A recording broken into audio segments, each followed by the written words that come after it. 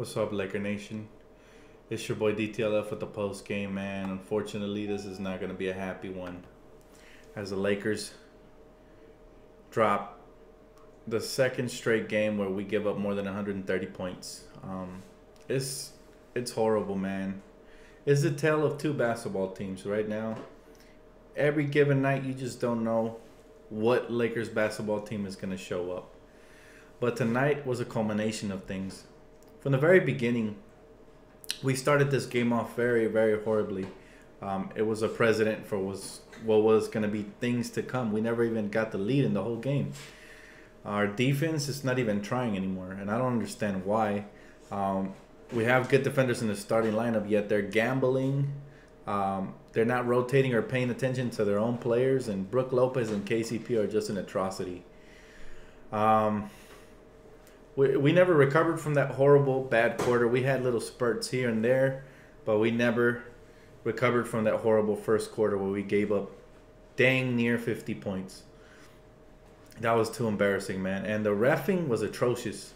Atrocious. Calling every little ticky-tack foul on us as if the Pelicans needed any help, because they have a superstar in Anthony Davis who's extremely, extremely good when he's healthy. But Anthony Davis just went off. And again, the officiating was atrocious. I don't even know why Isiah Thomas got ejected when he didn't even have a technical foul. That's just ludicrous, man. And as far as, Luke Walton getting ejected, I'm confused with that as well.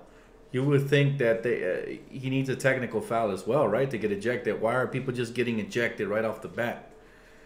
I'm completely distraught by the officiating. I feel like this is it's one of those years that has been the worst. Not just for the Lakers, but I've been watching other NBA games, and I've been seeing players like Draymond and players that play good defense complaining to the officiating because they haven't been efficient and they've been calling ticky-tack fouls, and superstars get away with phantom foul calls. It was just bad. Defensively, we're just not showing up at all. And anybody who says it's Isiah Thomas's fault is a freaking idiot. I just got to say it straight up. I'm not going to sugarcoat it. I'm upset. If you're still on the Isiah Thomas is the reason we're playing bad defense, guess what? He didn't even play much of the night tonight, and we still played horrible defense. So just shut the heck up, because you don't know basketball, period. The Lakers show up whenever they want, and it's been like that all season long. Even before Isiah Thomas, we were getting smacked by trashy teams, and we show up when they want. And it's been a trend. Look, we win 4 in a row, then we lose 2. It happened again. We won 4 in a row. Now we've lost the last 2. I wouldn't be surprised if we win the next game, and then we get on a little 4-game winning streak again. Yes, we do miss Lonzo. We do miss Lonzo big time. However, this team was playing fine, and there's no excuses for the way they showed up tonight. They weren't even pushing the pace, and when they were pushing the pace, they were making some extremely ridiculous fast break mistakes. Randall tonight couldn't catch the ball if it hit him right in the chest. He was just bobbling it all over the place. I don't know how many turnovers he had tonight. He looked like a beast in that first quarter. He was beasting, but then turnovers did him in, and then also Anthony Davis had his way with him. And here's where my main gripe of tonight is. Okay? Here's where my main gripe is tonight. The coaching staff. No, it's not 100% their fault we lost this game, but it is their fault they let Anthony Davis get off. We don't double team Anthony Davis. He has 30 points at the half, and we're not double teaming him. We're not throwing any size.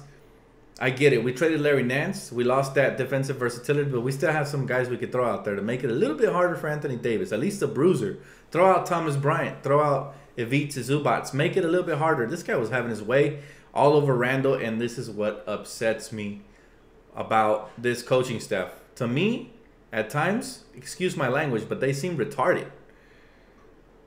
They're not making the proper adjustments. Obviously, Anthony Davis has length, athleticism, and height over Randall. He's going to just go over him, go around him, go through him any way, shape, or form. Luke Walton doesn't make the adjustment. Neither did Brian Shaw. So this whole coaching staff is, right now, in my opinion, trash again. They're back into the doghouse with me because game after game after game after game after game after game, We allow Randall, Lopez. Lopez, not because of his height, but because he's slow. He's always a step slow on defense. He doesn't even contest the basket anymore. Pick and rolls just kill us because of Lopez. We don't make the adjustments. The coaching staff just sits there crossing their arms with a big smirk, allowing teams to run over us. It's getting to the point of no return, man. You know, I'm almost losing hope about the playoffs because if we keep losing, other Western Conference teams, they're going to lose some games, but they're on a winning streak right now. And we're creating a bigger gap between them and us right now, losing these games. I get it. You know, this is a hard team. Anthony Davis is a superstar. But this was a winnable game. Every time we made a run, we made mistakes. We kept settling for three-point shots instead of taking it to the basket. That's on the coaching staff. They give them too much of a green light to just pull up and jack it. Even guys like KCP and Brook, even when they're not hot, they're just jacking up shots. Ah, man. It's just to the point that it's disheartening because, excuse me, there's some really positive things about this season. And when my hopes start rising, you know, when we start showing signs of life, all of a sudden we have back-to-back, you know, flops like we did versus Dallas in tonight.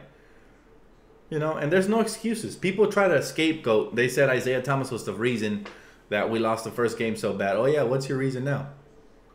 Isiah Thomas was only in the game for, what, 5 minutes? So what's the reason now? Oh, now it's we need Lonzo. Yes, I agree we need Lonzo, but there's no excuse, man. Everybody has to show up. Brandon Ingram had way too many turnovers tonight as well. Julius Randle, Kuzma, everybody was just turning the ball over. That's on the coaching staff. By the way, Luke Walton, you wait for us to go down 12-2 before you call your first timeout? A good coach, if you start 0-6 or 0-5 or whatever, you call a timeout right then and there, and you make an adjustment. When you put in your lineup, you got to send a message, hey, if you guys aren't going to come to play, you're going to get replaced by the bench. Good coach does that. That's how you keep your team motivated. Ridiculous, man. Ridiculous. Dan, Luke showed heart, though. He stood up. Nah, he was upset. We were all upset. All of Laker fans were upset when these refs were calling baloney. That doesn't mean he showed heart. To me, Luke Walton is not a leader, man. He's not a leader. Because if he did, his team would be playing a lot harder for him. And in the first quarter, guess what? They looked like they didn't want to play. We were walking the ball up the court. You know, everybody was standing around watching Brandon Ingram or somebody else go on isolation. That's just a fact. I'm not hating on Luke. I'm telling you, he's not doing a good job. Last couple of games, I pin him a lot on Luke. He's letting us get exposed. I said this in pregame. If you don't believe me, go check. I said, you know what? If we put Randall on Anthony Davis, we're going to get exposed. We need to make the adjustments. Guess what? We didn't make the adjustments. This is what happens. Period. I'm just calling it like it is. You know? But it is what it is. I hate this trade. We're doing good and now this. Oh, yeah. You hate this trade. We're doing good and now this. So you tell me that Larry Nance and Jordan Clarkson would have made a 30-point difference in this game? You're telling me that, you know, they would have dropped the extra 25 points we needed to win this game? It's not even about that. We weren't playing defense. It's not even about the scoring. That's what you're not getting. But that's what simple-minded people do. They don't get it. It is what it is. You know, people would rather, again, you guys want to make a run and, you know, not have enough cap space to sign max free agents and just come back with a similar roster next season and not even have a draft pick, or make the trade, you know, risk sabotaging this season a little bit, but in the long run, there's only 20-something games left. We might have not made the playoffs anyways. The West is stacked. You never know how things will go. At the end of the day, it doesn't matter, man. It doesn't matter what happened with this trade because nobody's showing up. Randall is playing horrible defense in the post. Sometimes he just gambles. Anthony Davis just got straight to the bucket. Lopez, same. Lopez is 7 feet for no reason. For no reason, because he doesn't use that length to block shots. He doesn't box out, rebound, nothing. All he does is jack up threes. It's like we have a point, like a shooting guard out there. 7-foot shooting guard, but except he doesn't shoot efficiently. That's all I'm saying. People just try to scapegoat. People will put this on the trade, on Magic Johnson. People will put this on Isiah Thomas. But look at the winning patterns. Even before we traded away Larry Nance and Clarkson, we would have games like these. Just look at the winning loss pattern. It's not like we were on an 8-game win streak. We were on a 4-game win streak. Matter of fact, it was 3. We played 1 game without him, so it was a 3-game win streak. Nothing really got disrupted. This is typical Laker fashion. All season long, it's been like this. We decide when we want to show up and when we don't. And when we don't, we look like garbage. But again, that's on the coaching staff, not making the proper adjustments, not motivating the young players. The young players actually play good, not motivating the vets by benching them and replacing them with young players. Kuzma should be starting, period. I'm tired of this argument. Kuzma should be starting. Tonight he was clearly our best player, and yet he's coming off the bench. You know, people will say, well, it doesn't matter if he starts or comes off the bench. I would agree with that, except it matters for the start of the game. If you have somebody, you know, that's your spark plug starting off the game hot, KCP can't score. At times, Brandon Ingram, he gets off to slower starts and he gets it going later down the game. I've noticed that about him. Tonight was a perfect example. He was missing everything in the first quarter, and as the game progressed, he kept getting better. At least Kuzma gets off to hotter starts. At least that's what he was doing when he was starting. You know, Kuzma should have been started, but yet, guess what? We got to reward KCP because he's a vet, or Brook Lopez because he's a vet.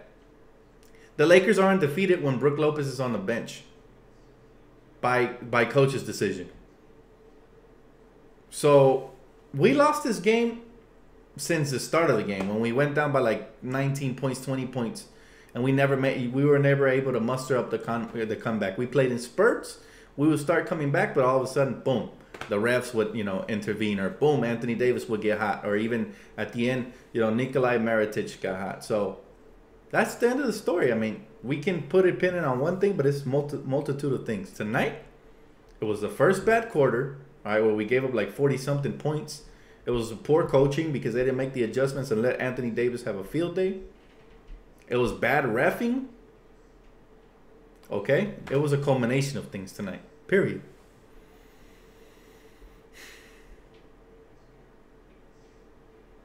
It's tough, but I'll head to the comment section for a little bit. I'm not too happy tonight. I'm not sure if I'm going to stick around. I'm going to take out my girl anyways in a little bit. But hit me with some comments right now because I'm going to read a couple of them. People, you need to stop saying getting rid of players. It's too late for that. At this point, coaching staff needs to be the one making the changes. I agree. I agree, bro. What the heck did we just watch, Dan? We watched garbage and low effort, and it looks like these players already checked out for the All-Star game. We were down by 23 points in the first quarter, game over. Exactly, Kevin King. Especially on the road, is you know, almost impossible unless you have a superstar to make a full comeback on the road when you get down like that. I don't blame the players. I blame management. Revs are just as horrible. You can blame whoever you want. At the end of the day, it's a culmination of things. DTLF, keep it real, baby. Saludos de Australia. Peace. All right, for sure, bro. Catch you later, man. I'm not surprised Ennis hasn't gotten cut. Pelinka said he can give us momentum. What momentum? He's garbage. He's wasting a roster spot. By the way, we have an open roster spot. I'm shocked we haven't really used it on nobody, but maybe they're waiting on somebody in particular. I don't know.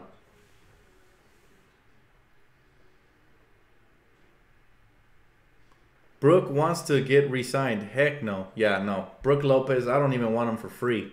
You know, Brook Lopez, you better start finding a new home because I'm going to have a fit if we even think about re-signing him.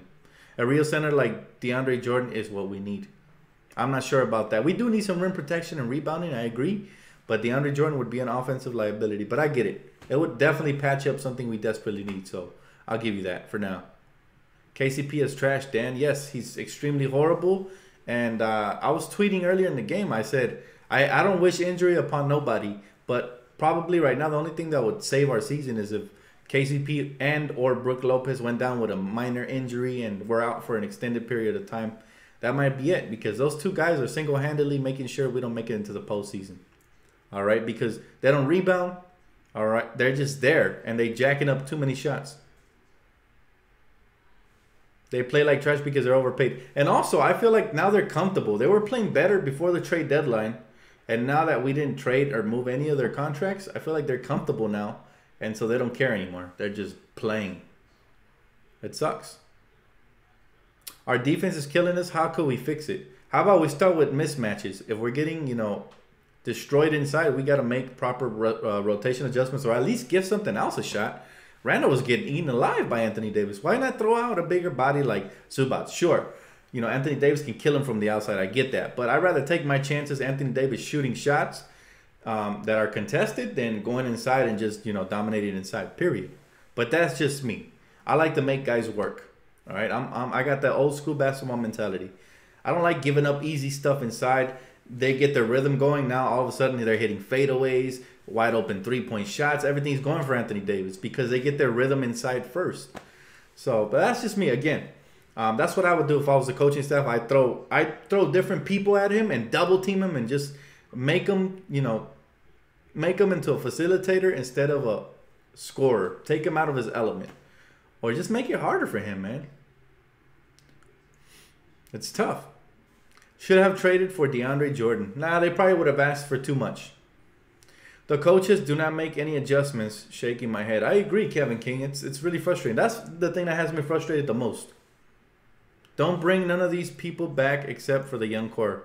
I would do the same. I agree. Dan, we need a true center, bro. We do. Brooke can't finish nor play D. I agree. We do. We need a good center.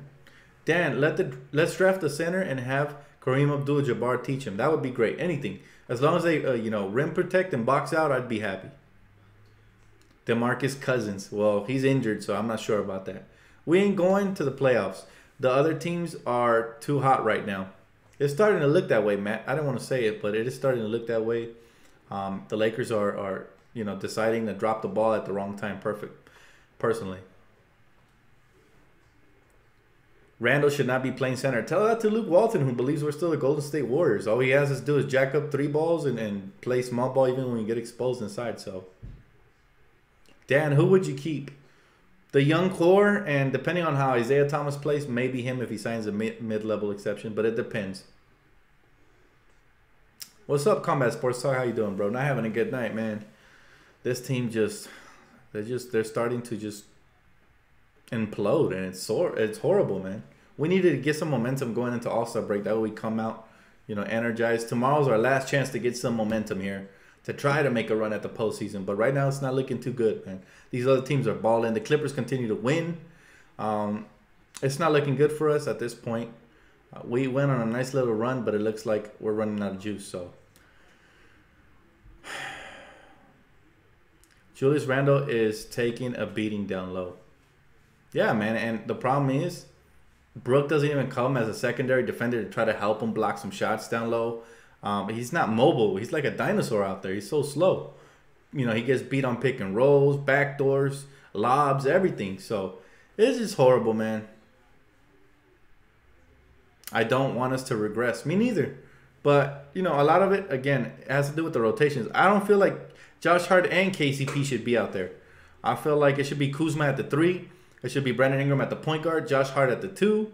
And then Randall and, you know, scratch Brook Lopez. He's not doing nothing as a starter. Put in Zoo. Give us a big body to work with. Or put in Thomas Bryant. Give us something else. Even Channing Frye would probably play better than Brook Lopez at this point. I saw him playing D, and I was pretty impressed. I didn't know that he could at least stay in front of his man the way he was doing. But Dan Kuz starts off good but doesn't finish well. Opposite with Ingram, though. That's why Ingram's our closer. I don't agree with that. I just feel like, you know, the defense started zeroing in on him because other Laker players weren't getting off. So that makes it harder for a player to keep scoring because all of a sudden they start getting doubled, you know. And they got away with a lot of hacks today as well. So Ben Simmons only cares about stats. I don't know. I'm not going to say that. I like Ben Simmons. Did you hear Lonzo 200 charging 200 for a signature? His butt needs to stop BSing or get out of LA. That's his father, man. His father is he's just a cash cow. He's using him as a cash cow right now. And it's unfortunate, you know. It's almost like LeVar believes he doesn't believe in the future of his son, so he's trying to grab as much money as he can right now in order to ensure, you know, that they're taken care of for the rest of their life. That's what it looks like with all this desperation. $500 shoes, $200 for autographs. It's like, what is he trying to get rich overnight? Then you must not believe in the big baller brand, because then what, you know, I guess he doesn't believe in him over time. He's trying to get rich over, or maybe he's just that greedy. I don't know. But it's an embarrassment. You shouldn't be charging $200 for autographs when, you know, the fan base supports them. Yeah, this the least they can do is sign autographs whenever they have free time. It's ridiculous. It is what it is, man.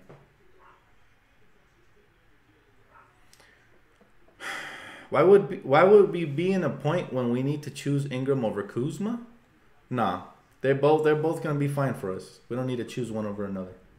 I'm worried now. Maybe no free agent star will sign with us. I hope not. I hope LeVar Ball doesn't have that big of an impact, but we'll see. Too many distractions in Lonzo's life as a rookie. And it's disappointing that he hasn't been able to make a comeback. I'm starting to sense something else here. I don't know what's going on, but I'm not liking it. LeVar's trying to live through his son. He was a so-so athlete. I'm starting to agree. I didn't used to see it that way, but you know what, Kevin King? You make a good point.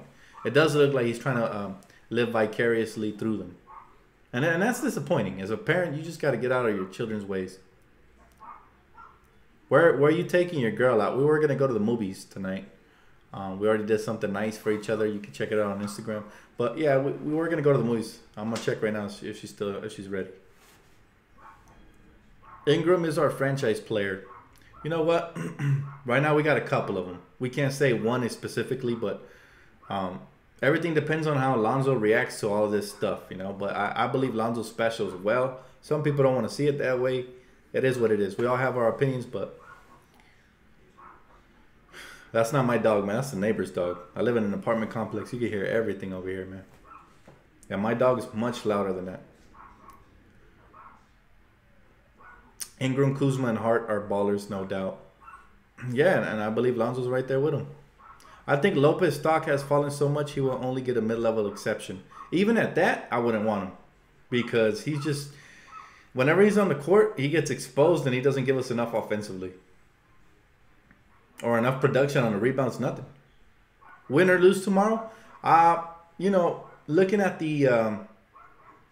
basing it off the recent chart of wins and losses, then we are scheduled technically to win tomorrow. I'll be wearing my jacket. We need to win. But at the end of the day, we'll see what happens, man. We need to win. Dan, what's up? I see Thomas as a cancer for this team. There's too much distraction with that guy, really. What distraction? I don't see any distraction with him. We've had more of a distraction with LeVar Ball this season than anything Isiah can say or do.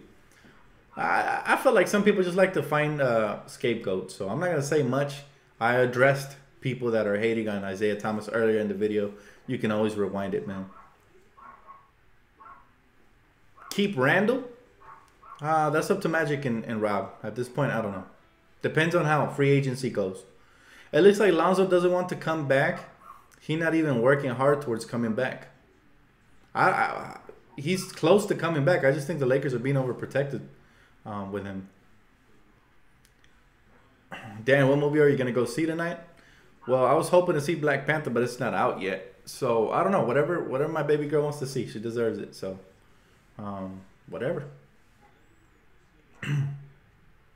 It is just trying to play. Exactly. I don't see no problem with that. Hope it drops 40 tomorrow so people can shut up. And here's the thing. They still not going to shut up. It doesn't matter. People love finding a scapegoat and they love finding reasons to hate on people instead of, looking for positives. That's something and in this new social media era where we have Twitter and all these platforms, I notice there's so much more hate than love. But that's for another day, man. That topic right there.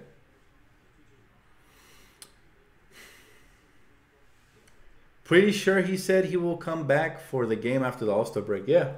I think he might be ready, but they're just going to probably... They probably don't even want him to play in the All-Star and risk any injuries, so this was probably the safest route. Yeah, I can't wait for Black Panther, man. That's going to be fire. Trade Randall because he doesn't fit in with Lonzo, and I believe Lonzo is the key to the future. Well, we won't have to trade Randall. If he leaves, it's going to be on him. He's a restricted free agent, but if we don't sign him back, he's going to just be a free agent. People are crazy. Lonzo is our future. I keep telling people, but it is what it is. I like Jumanji. It was a good movie. Yeah, man, I already seen that one with my brother and my girl. That was pretty fun. We had a good time at the movies.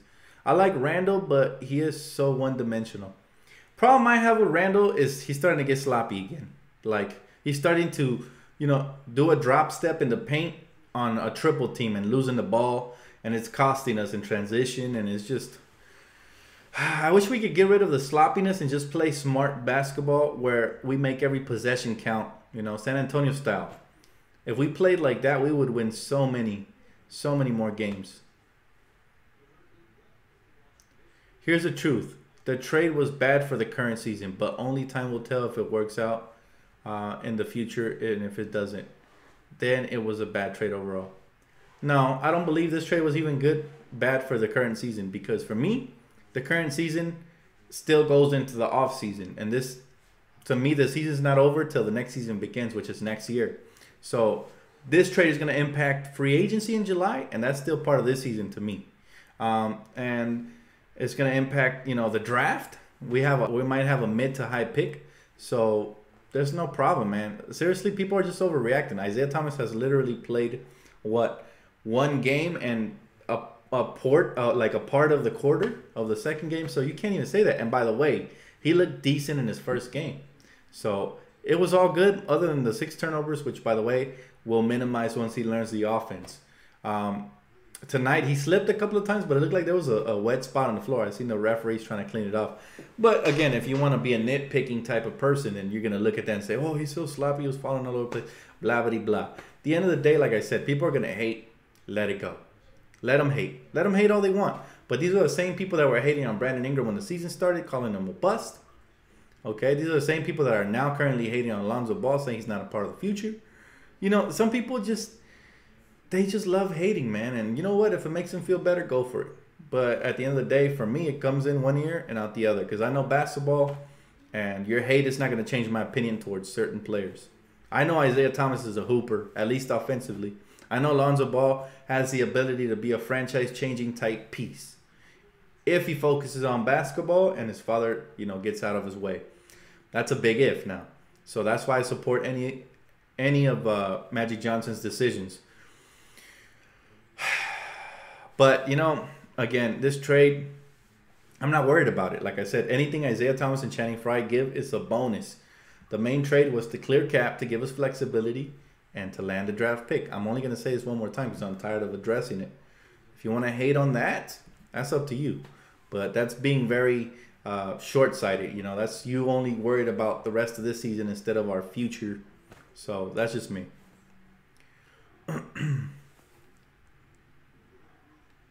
Period, I'm not worried about what haters say. It doesn't bother me at all. Like, seriously. It doesn't. Bro, the team was on a roll. Okay. Bro, the team was on a roll before Thomas came. First game, we scored 130 points. This game, we weren't even close defensively. Today, we get ejected, and that alone is a distraction to the team. Well, then, I guess Luke Walton is a distraction to the team as well, because he got ejected as well. Nah, man. You guys, again, nitpicking. Go ahead and nitpick. I knew somehow it was going to turn into the Isiah Thomas hating. Somehow. I was like, I can't wait. I told my girl, I can't wait to go on the live post game. I guarantee they're going to talk smack about Isiah, even though he got ejected. If he would have been in the game, it would have, the defense, everything would have been blamed on him. Oh, we haven't played good defense since Isiah Thomas came to the team. Well, guess what? He played like 3 minutes today, and they still didn't play good defense. And now what? Now his ejection is a distraction? It sure as heck wasn't a distraction for the Pelicans when Rondo got ejected. So come on, be real, guys. Be real. At this point, I'm not even gonna answer you guys' comments because you're coming off as trolls, and I'd rather call you trolls than ignorant. So I'm just gonna say you're trolling. Let's go with that. Dan, my man, I love your positivity and love. It's beautiful. Stay blessed and keep shining. Thanks, Monica. I appreciate you. Much love. Happy Valentine's Day. That was not its fault. Rondo was tripping. I didn't even see where he got the first technical. I mean, can they really eject people for one technical? I never heard of that. That's a first. We lost to Orlando with Clarkson. I'm saying, but people just choose to forget that all of a sudden because Clarkson and Nance's game is being highlighted because they're on a contender. But that's what I was telling people before the game. I was like, man, you know what? People are going to say, oh, all of a sudden, Clarkson has star potential. All of a sudden, Larry Nance is the poor man's Dennis Rodman. I love those guys. I wish them the best. But let's be real. Let's be real. At the end of the day, they only look good because they're playing with LeBron James. And the good things in their game are being now looked at. And their flaws are going to be microscoped, you know. So it is what it is, man. It is what it is. I wish them the best. I'm actually having fun watching them on the Cavs. As much as I dislike the Cavs, I'm having fun watching them get to play for something, you know?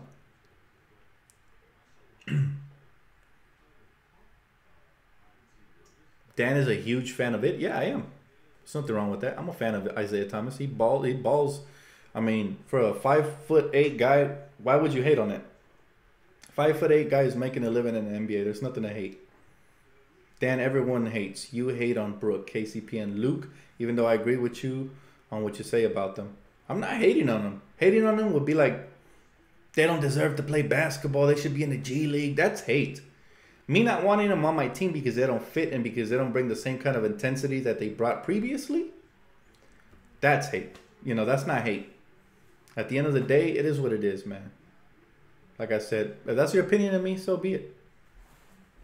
Everybody has an opinion. Less defensive pressure on the young players. It's not about hating on it. It's about being honest, bro. You can't call us trolls because we disagree. No, but if you're going to blame a game where Isiah Thomas didn't even play, you're going to blame that on Isiah Thomas? Come on now.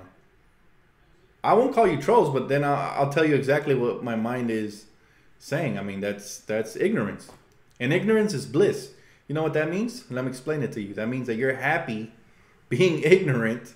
It makes you happy. You convince yourself that what you're saying is factual when it's not even based on facts. You can't blame everything on one player. That's what I'm trying to get to you guys. Yes, Isiah Thomas is not the best defender. I never said he was. Matter of fact, some people even call him a lousy defender. That's okay. But when you start trying to blame Isiah Thomas, who plays with his heart out every time he's out there on the floor, you start trying to blame him for everything bad that happens to the Lakers when the Lakers had these kind of horrible games in the past. Somebody mentioned versus Orlando recently when we had Larry Nance and Clarkson. That's all I'm saying. That's all I'm saying. I am keeping it 100, Richard. I'm keeping it 100, man. But what I'm trying to say is, you know, we don't have to agree, but at the end of the day, it's like it gets annoying hearing like everybody trying to scapegoat. I already mentioned, and I'm sure you guys already know why we lost today. That's it. That's why we lost.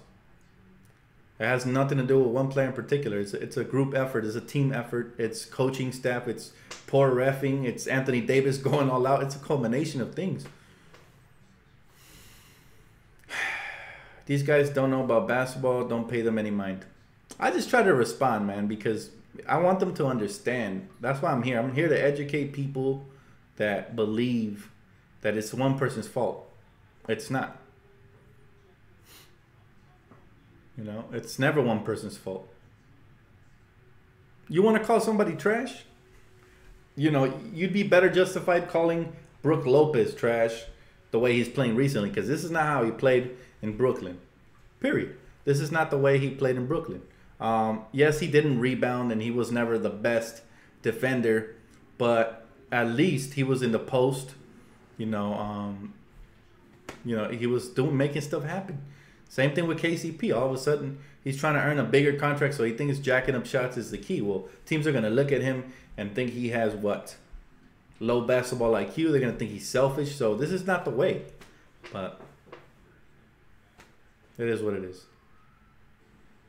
Dan, how many wins are we away from potential playoff spot? Last I checked, it was 6.5. Tonight, unless some other Western Conference teams are lost, then we might have slipped back even one game further. So it's not looking good, but anything's possible. There's still 26 games left, I believe, and hopefully we can turn things around. Looking at the trend, we've been winning 4 games and losing 2. So if history repeats itself, we're hopefully we get on a 4-game win streak, man.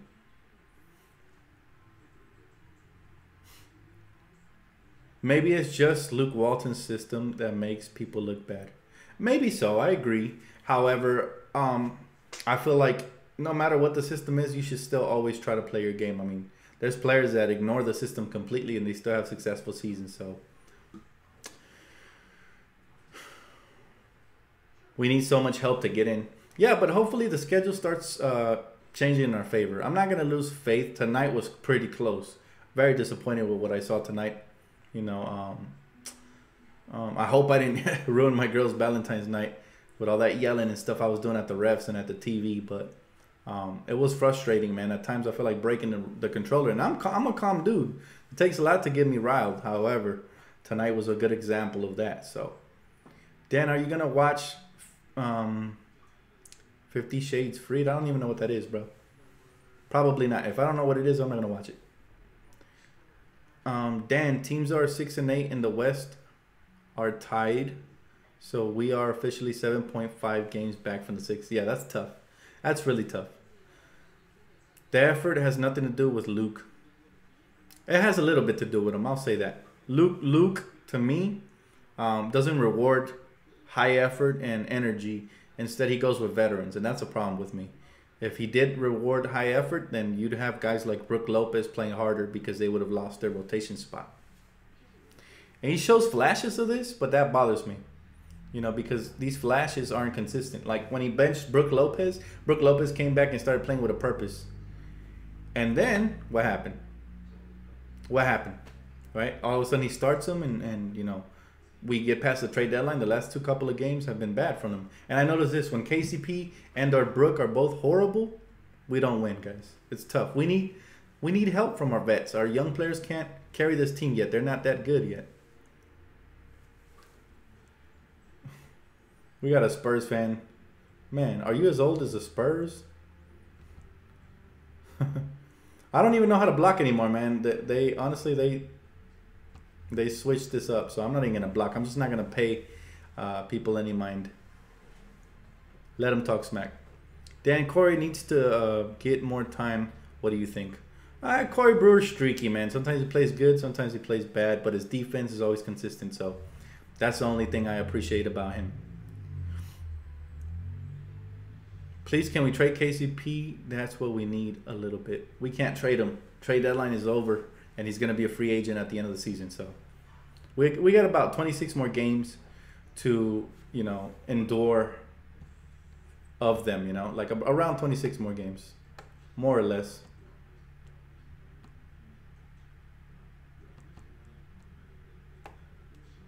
Dan, did you wear your lucky jacket? No, I did not tonight. It's Valentine's Day, and I'm spending it with my girl, so I had to dress up nicely. And again, if you guys haven't checked out our Instagram, you know, we posted some of the stuff we did there for each other. But anyways, that reminds me, I have to get off, man. I appreciate you guys for tuning in. I know it's tough, man. It's tough being a Laker fan in these times. However, it's easy to know that we have a bright future, and this franchise doesn't let us down for too long. So we're gonna turn it around.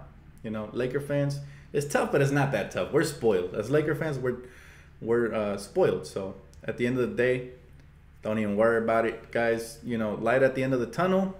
Just take it one day at a time. The season's almost over. So for better or for worse, you know, the pain and suffering is about to end. But I do miss the Lakers in the offseason, whether we sucked the previous season or not. So I'm still going to enjoy the rest of these games. Hopefully you guys do as well. I appreciate you guys for tuning in, man. Please leave a comment, like, subscribe, and have a happy rest of your night, man. Peace out.